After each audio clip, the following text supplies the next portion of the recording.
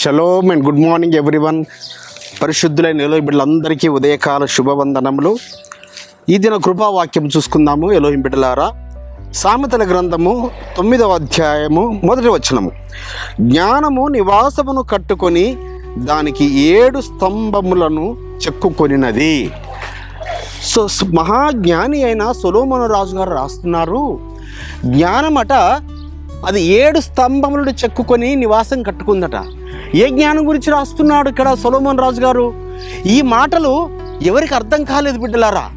కానీ యాషూవ మెస్సీయ గారి యొక్క సహోదరుడైన ఆ యొక్క యాకోబు గారికి ఈ మాటలు అర్థమై యాకోబు పత్రికలో 3వ అధ్యాయం 17వ వచనంలో ఈ యొక్క 7 స్తంభములు ఏమిటి, ఇది ఎక్కడి నుంచి వచ్చే జ్ఞానము?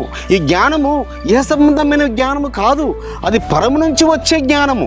ఈ పరసంబంధమైన జ్ఞానము అది 7 స్తంభములుగా ఎలా ఉన్నదని ఆయన చెప్తున్నాడు.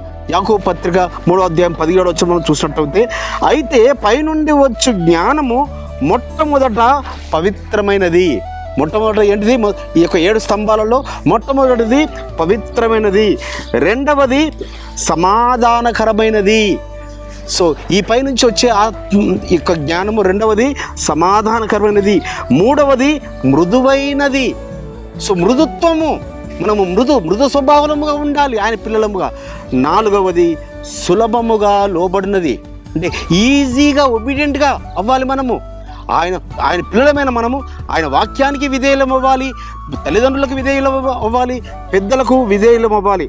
5వది కనికరముతోను అనే మంచి ఫలములతో నిండుకున్నది, అంటే కనికరం అనే మంచి ఫలాలుతో నింపబడిన వారముగా మనము ఉండాలి బిడ్డలారా. ఇక 6వది పక్షపాతము లేనిది. బీదాని ధనికాని, చదువుకున్న వారని చదువుకోలేని వారని, బీదవారని, లేక తల్లిదండ్రులు లేని వారని తల్లిదండ్రులు ఉన్నవారని, లేక విధవరారని, ఇలా పక్షపాతము ఇంత మాత్రం మనము చూపకూడదు. ఇక చివరి 7వ స్తంభమైన అది వేషధారణ లేనిది. సో వేశ్యలనైనా క్షమిస్తాడు కానీ పరమ తండ్రి వేషధారులను క్షమించడు. ఈ పవిత్రమైన ఈ 7 స్తంభములు ఇవి పైనుంచి వచ్చేటివి. వీటిని పొందుకున్నవారు ధన్యులు సుమ. ఈ 7 గురించి మీరు అనుదినము ధ్యానించండి, మీరు వర్ధిల్లుతారు, దీవించబడతారు. ఆ విధంగా పరమ తండ్రి మిమ్మల్ని ఆశీర్వదించును గాక. ప్రార్థన చేసుకుందాం. పరిశుద్ధమైన తండ్రి, అవును ఆయన జ్ఞానము 7 స్తంభములు అని తండ్రి సొలొమోను రాజు గారు రాయించి పెట్టారు. కానీ యాకోబు గారు తండ్రి ఆ 7 పైనుంచి వచ్చే ఆ జ్ఞాన సంబంధమైన వాటి గురించి మాకు వివరించిన విధానం బట్టి మీకు స్తోత్రములు చెల్లిస్తూ యాషూవ మెస్సీయ నామమున స్తుతించి ప్రార్థించి వేడుకుంటున్నాం పరమ తండ్రి.